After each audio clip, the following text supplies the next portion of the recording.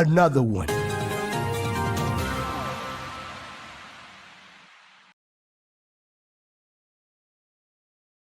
All right. So this question says it's about, are automation engineers reviving old challenges and the need for traditional QA testing? All right. So let me read the whole thing. It's a bit long, so bear with me, as QA people, because we are so well in our documentation, we tend to sometimes be a little long-winded, but bear with me. All right. And let's put our time. Oh, let me read it first and then I'll start the timer. So it says, so this reads, the evolving role of QA automation engineers increasingly adopting responsibilities akin to developers is prompting us to revisit issues initially addressed by QA testers. The crux of this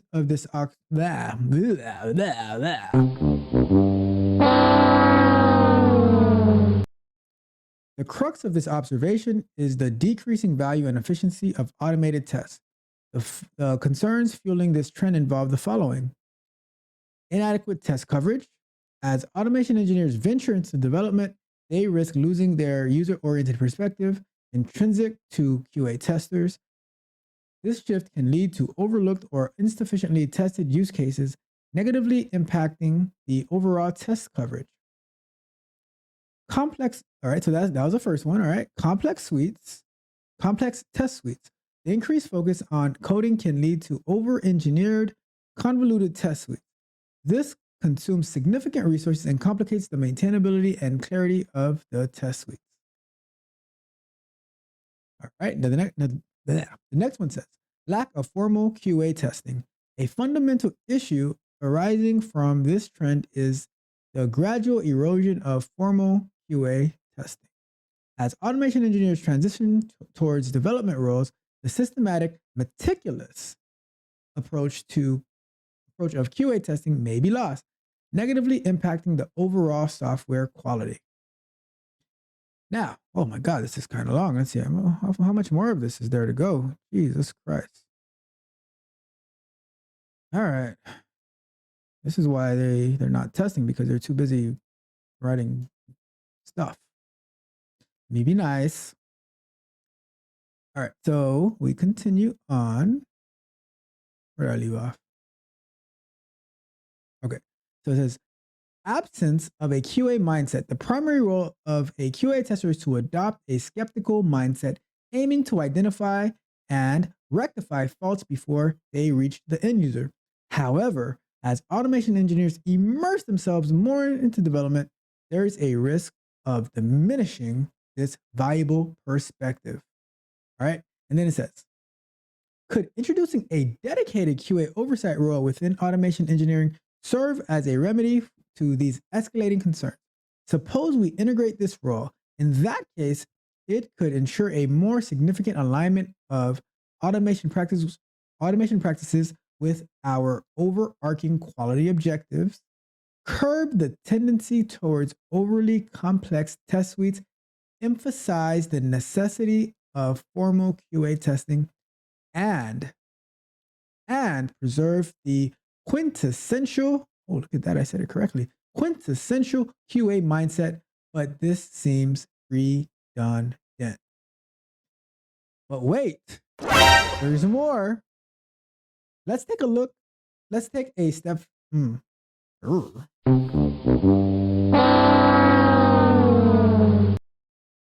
But let's take it a step further. Should we consider making it a prerequisite for automation engineers to gain experience as manual testers for a certain period before transitioning? This exposure could further enhance their understanding of the QA process and its importance. As we observe continuous evolution in the role within QA, it's vital to stick to our primary objective of delivering efficient, high-quality software. But how can we best maintain these guiding principles that have propelled our industry forward? What do you think? Would these strategies effectively bridge the gap between the evolving role within QA? I look forward to hearing your thoughts on this matter. and my thoughts you shall hear.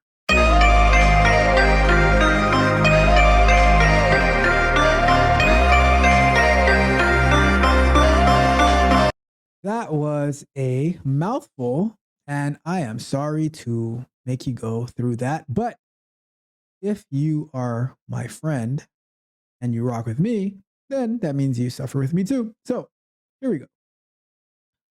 My initial thoughts on this is it's a lot of talk to try to save a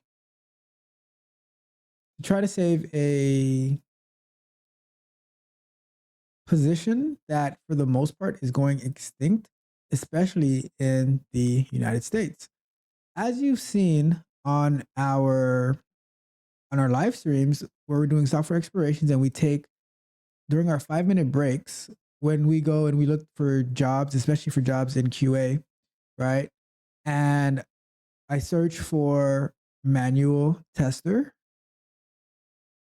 and I have it like anywhere in the United States, and I put entry level. The jobs that I'm getting are QA engineers with usually 3 to 5 years of experience. And this is when I search for entry level. All right. So you tell me. So now you want so I think the problem is that people do not understand, and maybe organizations as well don't understand the purpose of automation, the purpose of QA engineers.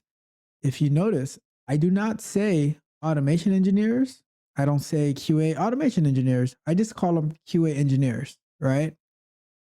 Now, the level of a QA engineer that you are depends on your knowledge, right? How good you are with automating, but also how good you are with QA principles in general. See, I think when people say manual testing, they're talking about the overall QA, where you're doing like writing the test cases and you're reviewing the requirements, all that type of stuff, right? But when I hear manual testing, I hear of somebody who just executes test cases and they do it in a like repetitive way, right? So here's the problem.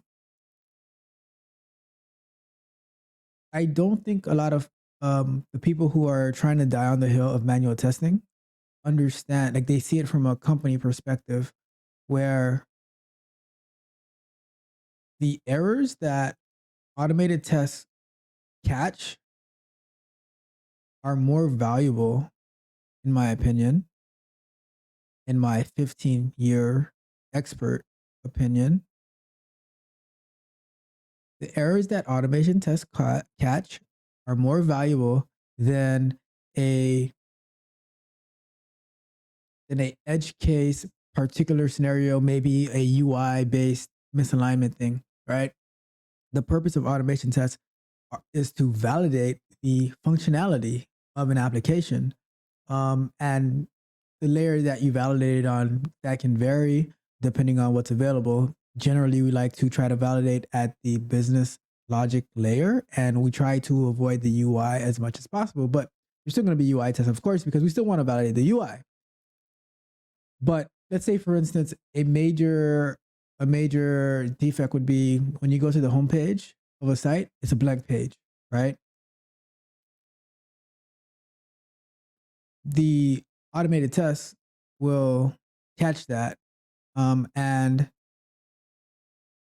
with the way that software is going, so I'll put it like this: manual testing and no automation testing was valuable when we were using the waterfall software development process and the V model, right? But in Agile, it's almost impossible to do QA without automation testing because the release cycle is so frequent. In my company, this past Friday, I deployed 2 different applications or not applications, but two different branches within like 2 hours of each other.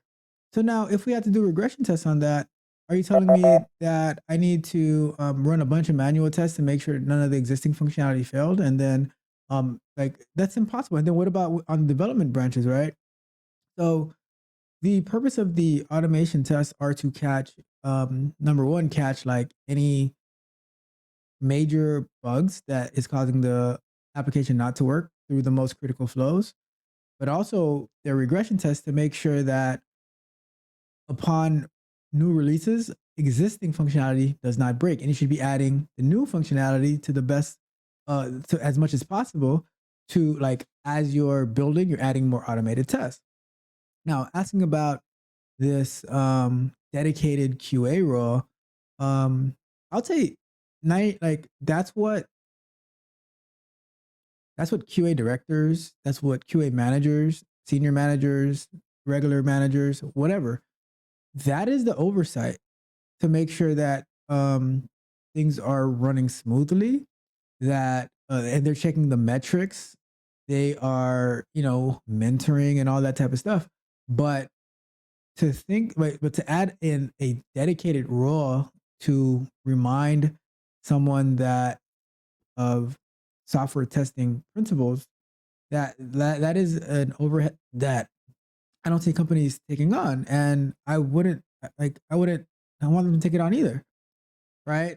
Um, so yeah, like and now I'm going to address this part because focusing on the automation engineers, I do agree with you that to do to do QA automation, you should have strong foundations um in the principles of QA, the principles of software testing, right? But at the end of the day, the role that the QA or the automation engineers play in the company is entirely up to that company because maybe they are using their automation engineers or their software development engineers in test as those who make the make the automation test available or like to be like make things available for other Q engineers to be able to facilitate writing the automated test. I don't know, but like I said, it's entirely up to the company on the role that they would have their automation engineers play. I think it's essential for everyone who works in tech to have the to understand the foundations of software testing, right? But you know, so I think it's important, but I think to try to create some artificial role of what people should already be doing in the first place. And I think that it is up to a particular company to set the standard of how they want things to run with, like in the testing. So that's what I would say about it. It's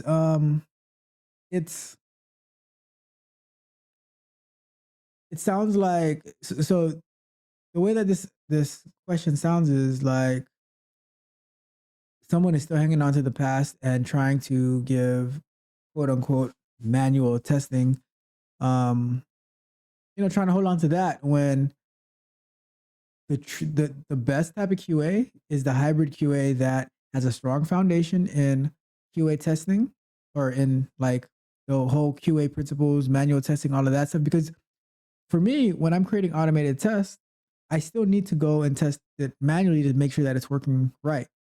You know, so that's what I would say. Like, it's time to evolve. It's time to grow. It's time to be an expert in QA practices and principles, but also be able to write amazing automated tests. And the better you are with writing automated tests, the less complexity it's going to have.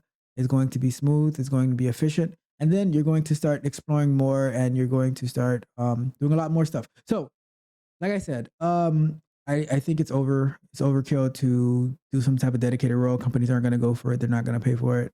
And if QA engineer or an automation engineer doesn't know testing principles, and they shouldn't be hired for the job. Simple as that. Level up, do what you got to do, and go from there. All right, so that's that.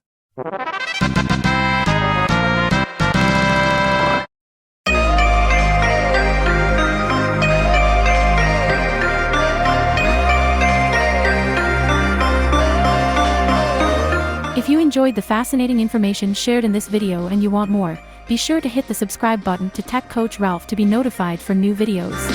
Enigmatic Joker.